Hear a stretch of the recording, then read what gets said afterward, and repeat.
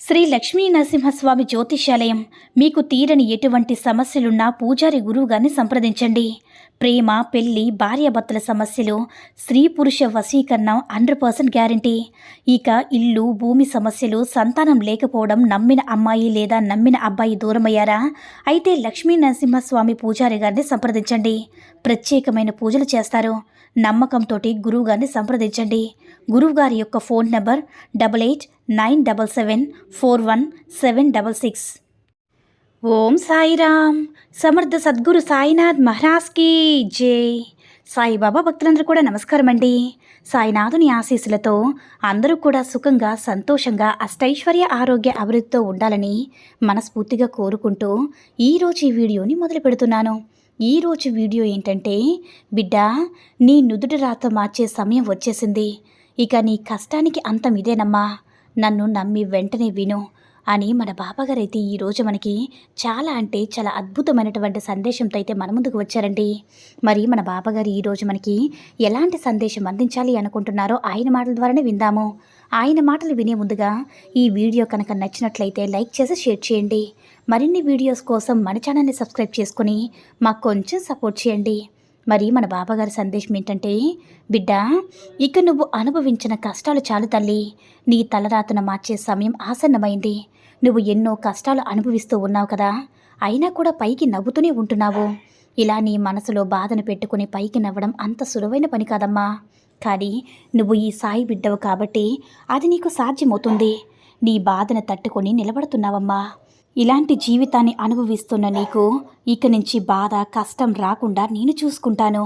నీకు బాధను కలిగించి, కన్నీరు తెప్పించి, విధిరాతను మార్చి నీ జీవితంలో అద్భుతాన్ని జరిపిస్తాను బిడ్డ. నీ బాధలన్నీ తొలగిపోయి ఆనందం పెరుగుతుందమ్మా. ఒక విషయం చెప్పనా బిడ్డ, సంపద పోయినా, కష్టమైనా సరే మళ్ళీ సంపాదించుకునే ప్రయత్నం చేయవచ్చు తల్లి.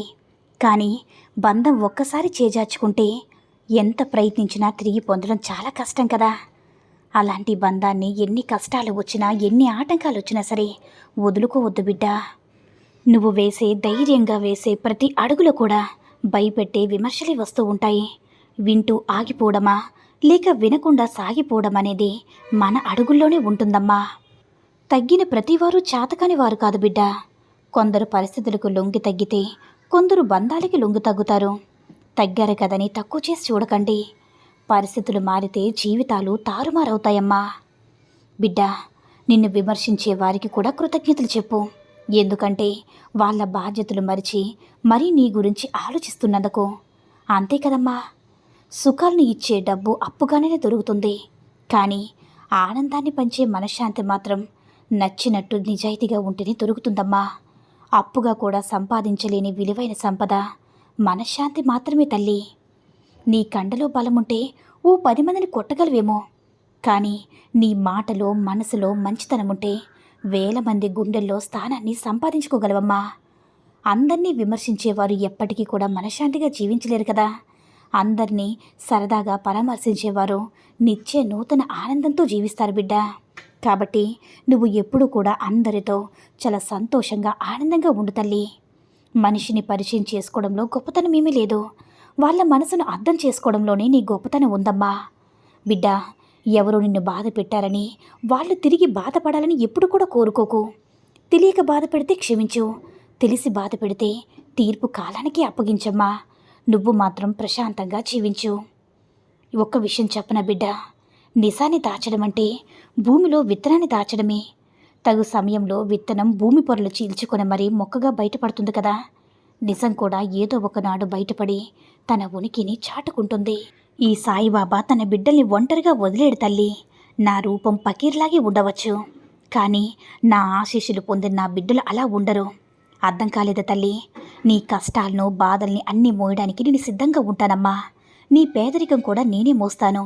అందుకే నా బిడ్డలు ఎంత కష్టం నాకు ఇచ్చినా ఆనందంగా స్వీకరించి ఇలా పకీర్లాగా ఉండిపోవడం నాకు ఇష్టం.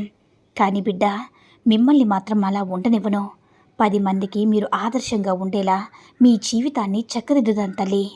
కొంచెం ఓపికతో, నమ్మకంతో ఎదురుచూడు.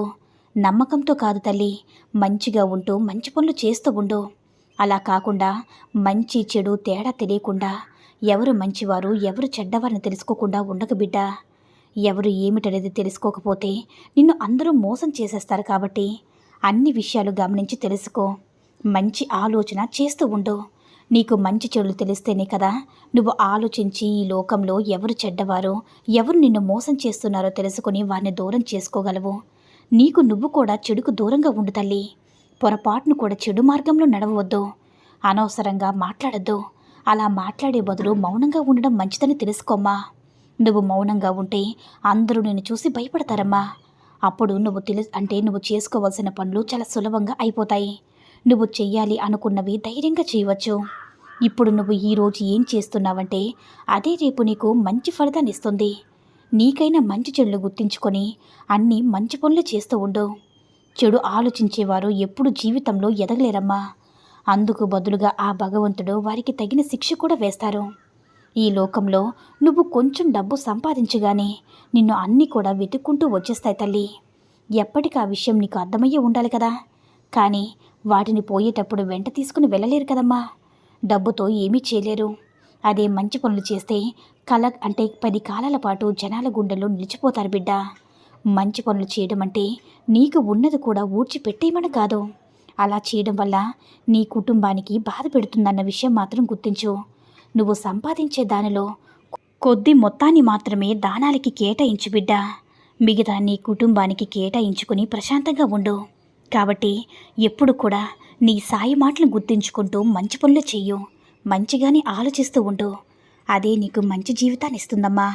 ఇక నీకు దిగులు అనవసరం తల్లి. కష్టపడుతున్న నా బిడ్డ తలరాతను మార్చే సమయం ఆసన్నమైంది. తప్పకుండా నీ కోరికలన్నీ తీరుతాయి.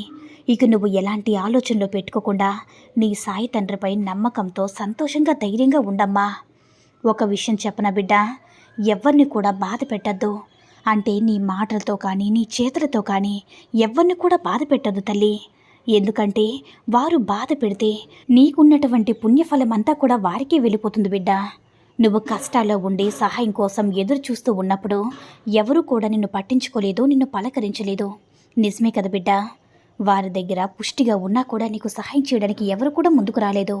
కాబట్టి అలాంటి వారు ఇక నువ్వు ఉన్నతమైన స్థానంలో ఉంటావు కాబట్టి నీ చెంతకు చేరే అవకాశం ఉందమ్మా. నువ్వు అలాంటి వారిని దూరంగా ఉంచడం చాలా మంచిది. ఇక మీదటైనా సరే చాలా జాగ్రత్తగా ఉండు. వచ్చిన ధనాన్ని జాగ్రత్తగా ఖర్చు పెడుతూ ప్రతి పైసాకి కూడా విలువనిస్తూ నీ కుటుంబానికి అవసరమైనవన్నీ కూడా అందించు. నీకంతా మంచి జరుగుతుంది బిడ్డ. నువ్వు కోల్పోయిన జీవితం నీకు మరలా అందబోతుంది. సంతోషకరమైన జీవితాన్ని అనుభవిస్తావు. నీ ముందు ఒక మాట, నీ వెనుక ఒక మాట చెప్పేవారికి మాత్రం అందనంత దూరంలో ఉంచు. ఈ విషయాన్ని మాత్రం మర్చిపోకమ్మా. ఇక మీదట నీకంతా మంచి జరుగుతుంది. నీ సాయి తండ్రి యొక్క ఆశీర్వాదం ఎప్పుడు కూడా నీపైన ఉంటుంది బిడ్డ అని మన బాబాగారైతే ఈరోజు మనకి చాలా అద్భుతమైనటువంటి సందేశాన్ని అయితే అందించారండి. సాయి మహిమల ద్వారా వచ్చిన ఈ సందేశం మీ అందరికీ కూడా నచ్చిందని అనుకుంటున్నాను. ఈ వీడియో కనుక నచ్చినట్లయితే లైక్ చేసి షేర్ చేయండి. మరిన్ని వీడియోస్ కోసం మన ఛానల్ని సబ్స్క్రైబ్ చేసుకుని మాకు కొంచెం సపోర్ట్ చేయండి. సర్వే జన సుఖినో భవంతు. జై సాయిరామ్.